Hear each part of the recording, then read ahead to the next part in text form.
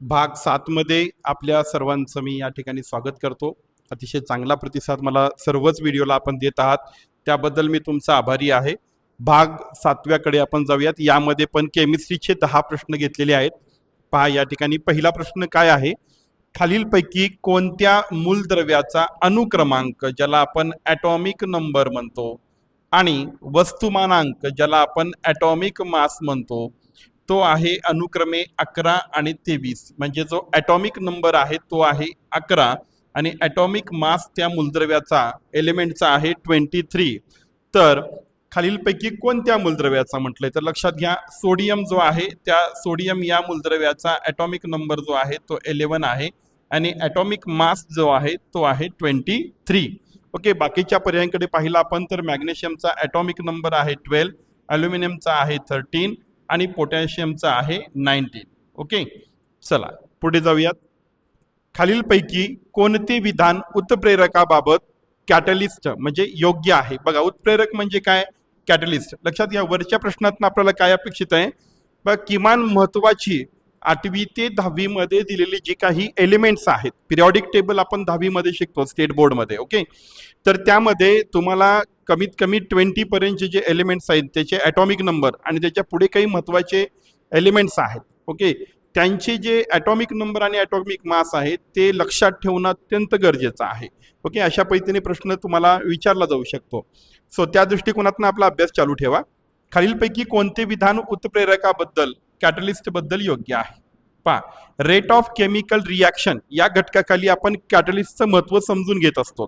तर या ठिकाणी काय म्हटलंय, खालीलपैकी कोणते विधान उत्प्रेरकाबाबत योग्य आहे? बघा, हळूहळू मी प्रश्नांचा स्तर जो आहे तो MPSCच्या प्रश्नांसारखा तयार करायला सुरुवात केलेला आहे.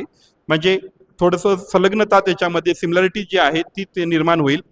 लक्षात घ्या, आता कॅटलिस्टच्या बाबतीत खालील योग्य काय आहे? तो अभिक्रियेचा समतोल स्थिरांक बदलतो. ओके, बदलत नाही, हे पर्याय चुकीचा आहे. तो सक्रियन ऊर्जा कमी करून अभिक्रियेचा वेग वाढवू शकतो. लक्षात घ्या, मी तुम्हाला काय म्हटलं, rate of chemical reaction increase करण्यासाठी कॅटलिस्टचा उपयोग केला जातो. ओके, त्यामुळे हा पर्याय जो आहे ते योग्य पर्याय आहे. आता खालील अजून 2 पाहूयात. तो अभिक्रियेत पूर्णपणे वापरला जातो का, म्हणजे तो स्वतः त्याच्यामध्ये इन्व्हॉल्व असतो का, म्हणजे त्याचे केमिकल ज्या प्रॉपर्टीज आहेत त्या पण तो घेतो का त्याच्यामध्ये, म्हणजे ते प्रोडक्ट तयार करत असताना? तर नाहीये. तो अंतिम उत्पादनाचे प्रमाण नेहमी वाढवतो का? नाहीये. तर यामध्ये फक्त ऑप्शन बी जे आहे ते करेक्ट आहे. ओके, ऑप्शन बी आहे, तो सक्रियन ऊर्जा कमी करतो, ऍक्टिव्हेशन एनर्जी म्हणतो आपण त्याला, अँड अभिक्रियेचा वेग वाढवू शकतो, म्हणजे केमिकल रिॲक्शनचा rate of chemical reaction increase करू शकतो. हे त्याचा महत्वाचा रोल आहे याच्यामध्ये. पुढच्या प्रश्नाकडे जाऊयात.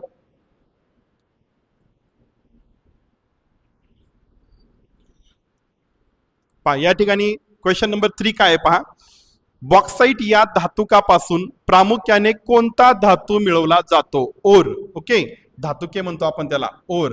म्हणजे खालीलपैकी हे जे बॉक्साइट आहे, जे बॉक्साइट आपल्याला जमिनीतनं भेटतं त्याला त्याचं शुद्धीकरण केल्याच्या नंतर मेटलर्जी चॅप्टरमध्ये आपण हे शिकतो. इयत्ता 10वी मध्ये चॅप्टर आहे मेटलर्जी स्टेट बोर्डाच्या, त्या ठिकाणी आपल्याला हे एक्झाम्पल पाहायला भेटेल. तर बॉक्साइट या धातुकापासून, ओके, ओर म्हणतो आपण त्याला, प्रामुख्याने कोणता धातू मिळविला जातो? तर यापैकी बॉक्साइट पासून आपल्याला भेटतं aluminium. Okay, option number C लक्षात असू द्या की अल्युमिनियम हा जो धातू आहे तो कोणत्या धातुकापासून मिळवला जातो? तर बॉक्साइट पासून मिळवला जातो. पुढे चला, खालीलपैकी कोणते ऑक्साइड उभयधर्मी आहे? उभयधर्मीला म्हटलं जातं एम्फोटेरिक. ओके, उभयधर्मीचा अर्थ काय होतो, म्हणजे खालीलपैकी असं ऑक्साइड ज्याची ऍसिड सोबत पण रिॲक्शन होते आणि बेस सोबत पण रिॲक्शन होते. ओके, म्हणजे आम्लासोबत पण रिॲक्शन होते आणि क्षारासोबत पण रिॲक्शन होते, तशा ऑक्साइडला आपण एम्फोटेरिक म्हणतो, म्हणजे एम्फोटेरिक इन नेचर. इयत्ता 9वी मध्ये शिकतो आपण. तर याचं एक्झाम्पल आहे अल्युमिनियम ऑक्साइड. हे जे आहे हे एम्फोटेरिक नेचरचं आहे, म्हणजे उभयधर्मी आहे. नेक्स्ट पहा, क्वेश्चन नंबर 5, लोखंड गंजण्याच्या प्रक्रियेसाठी खालीलपैकी कोणते घटक आवश्यक असतात? कालच्याही भागामध्ये या लोखंड गंजण्याची जी रस्टिंग आहे, ओके, त्याच्यावरती क्वेश्चन झालेला होता. पण आता इथं बघा काय केलेलं आहे, MPSC सारख्या या प्रश्नाची रचना आहे. फक्त ऑक्सिजन, फक्त पाणी, ऑक्सिजन आणि आर्द्रता, फक्त कार्बन डाय ऑक्साईड. तर लक्षात घ्या, रस्टिंगसाठी ऑक्सिजन पण गरजेचं आहे, पाणी पण गरजेचं आहे. म्हणजे फक्त पाणी फक्त ऑक्सिजन हे येत नाही, तर ऑप्शन नंबर सी येतं ऑक्सिजन आणि आर्द्रता. म्हणजे लक्षात घ्या, जिथे लोखंड आहे त्याचा संपर्क हा ऑक्सिजन सोबत आणि आर्द्रता मॉइश्चर सोबत आला की त्या ठिकाणी काय फॉर्म व्हायला लागते, रस्ट फॉर्म व्हायला लागते. म्हणजे रस्टिंग व्हायची प्रोसेस सुरू होते, त्यालाच आपण लोखंड गंजण्याची प्रक्रिया म्हणतो. म्हणून पर्याय क्रमांक सी हे या प्रश्नाचं करेक्ट उत्तर आहे. पुढे जाऊयात. खालीलपैकी कोणता वायू आम्लवर्धासाठी म्हणजे ऍसिड रेनसाठी प्रमुख कारणीभूत वायूंपैकी एक आहे? ऍसिड रेन ओके, महत्वाचा घटक आहे. वेगवेगळ्या पद्धतीने याच्यामध्ये प्रश्न विचारले जातात. तर खालीलपैकी लक्षात घ्या, हा सल्फर डायऑक्साईड जो आहे, या सल्फर डायऑक्साईड हा ऍसिड रेनसाठी अत्यंत महत्वाचा आहे. म्हणजे सल्फर डायऑक्साईडचं समजा प्रोडक्शन जास्त प्रमाणामध्ये झालं आणि ते हवेमध्ये मिसळलं तर पुढे बघा त्याचं ऍसिडमध्ये कन्व्हर्जन होतं नायट्रेटच्या फॉर्ममध्ये. मग ते पावसाच्या पाण्यामध्ये मिक्स होऊन ओके पुढे ऍसिड रेनसाठी ते कारणीभूत असतं. अगदी सगळी संकल्पना मी तुम्हाला सांगितली नाही, फक्त कुठे जाऊन ऍसिड रेन या घटकाचा तुम्हाला अभ्यास करायचा आहे. थोडक्यामध्ये ही संकल्पना जी आहे ती समजेल असं नाहीये. तर ऍसिड रेन आपल्याला वाचून घ्यायचंय. देन पुढे पहा, खालीलपैकी कोणत्या धातूची विद्युत वाहकता सर्वाधिक आहे म्हटलंय? धातूची म्हटलंय, खाली पाहिलात तर सर्वच धातूचे ऑप्शन आहेत, आलं लक्षात. तर यामध्ये विद्युत वाहकता ओके कंडक्टिव्हिटी इलेक्ट्रिक कंडक्टिव्हिटी सर्वाधिक आहे असं म्हटलंय. तर पर्याय क्रमांक एक ओके ए जे आहे चांदी सिल्वर जे आहे तिची जी विद्युत वाहकता आहे ती सर्वाधिक आहे. ओके येते लक्षात. पुढे जाऊयात पुढच्या क्वेश्चन कडे. Question number 8. ॲव्होगॅड्रो स्थिरांकाचे अंदाजे मूल्य किती आहे? हा सरळ सरळ प्रश्न इयत्ता 9वी मध्ये आहे. पहा 9वीच्या बुक्स मध्ये आपल्याला पाहायला भेटतो, अभ्यासतो आपण. ॲव्होगॅड्रो स्थिरांकाचे अंदाजे मूल्य किती आहे? अनेक परीक्षेचा हा प्रश्न बनलेला आहे.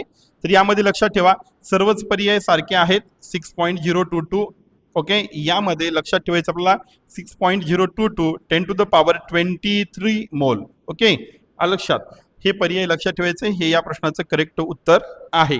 कशाही पद्धतीने फिरवून हा प्रश्न तुम्हाला विचारला जाऊ शकतो. पुढे चलूयात. खालीलपैकी कोणती जोडी योग्यरित्या जुळलेली आहे असं म्हटलेलं आहे? सीएनजी मुख्यत मिथेन, एलपीजी मुख्यत हायड्रोजन. कालच हा प्रश्न झालेला आहे. एलपीजी मध्ये हायड्रोजन नसतो, प्रोपेन आणि ब्युटेन असतात मुख्यत.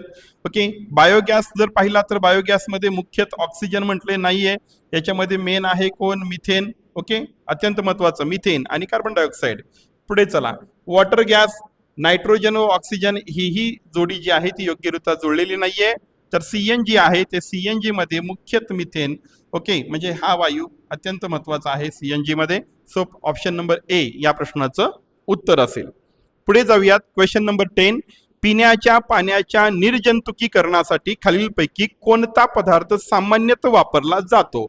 क्लोरिनेशन या केमिकल रिॲक्शन मध्ये आपण हे एक्झाम्पल शिकतो.